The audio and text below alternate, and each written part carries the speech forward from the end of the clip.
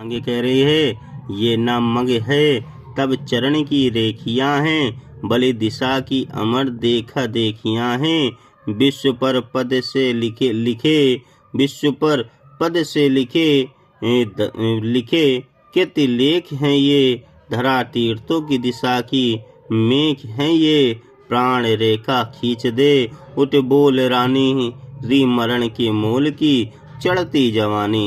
इसमें प्रसंग लिखेंगे कि कवि इन पंक्तियों के माध्यम से नवयुवकों को अपने महान बलिदानी पूर्वजों के बनाए और दिखाए गए मार्ग पर चलने की प्रेरणा प्रदान कर रहा है।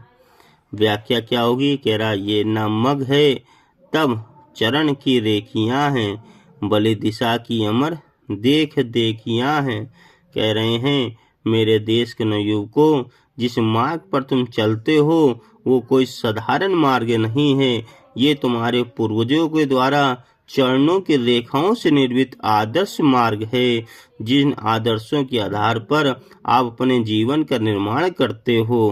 कह रहा है विश्व भर पद में से लिखे कितने लेख हैं ये, धरा तीर्थों की दिशा की मेघ हैं ये। प्राण रेखा खींच दे उठ बोल रानी। कवि आगे कह रहा है कि ये आदर्श तुम्हारे युवा पुरुषों के लिए निर्मित है। ये मार्ग बलिदान का आदर्श है। आपको देखकर युगों युगों तक लोग स्वयं ही बलिदान होने के प्रेरित होते रहेंगे। और आगे कवि कह रहा है इस बलिदान पथ का निर्माण एक नवयुवकों ने किया है। कर्मशील युवकों ने अपने सत्कार रूपी पदों को इस विश्व मार्ग का निर्माण किया है।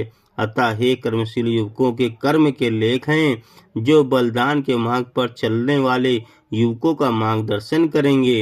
कह रहा प्राण रेख खींच दे उठ बोल रानी, री मरण के मोल की चढ़ती जवानी। धरा तीर्थ की दिशा में मेघ है ये, प्राण रेखा खींच दे उठ बोल रानी। कह रहे हैं इन्हीं मार्ग पर, बलिदान के मार्ग पर संसार के तीर्थों की दिशा बताने वाली यह एक पदचिन्ह, एक दिशा सूचक बनेंगे। युवक जिन स्थानों पर अपना बलिदान करते हैं वह स्थान पृथ्वी पर तीर्थ स्थान समझे जाते हैं। और हे उत्सवपूर्ण जवानी रूप रानी, आज तो अपने प्राणों का बलिदान देकर विश्व के युवकों के लिए बलिदान की नई रेखा खींच दे, एक नया प्रतिमान बना दे। हे युवकों, तुम उठो और संसार को बता दो कि जवानी की महत्ता देश के लिए मर मिटने में ही है।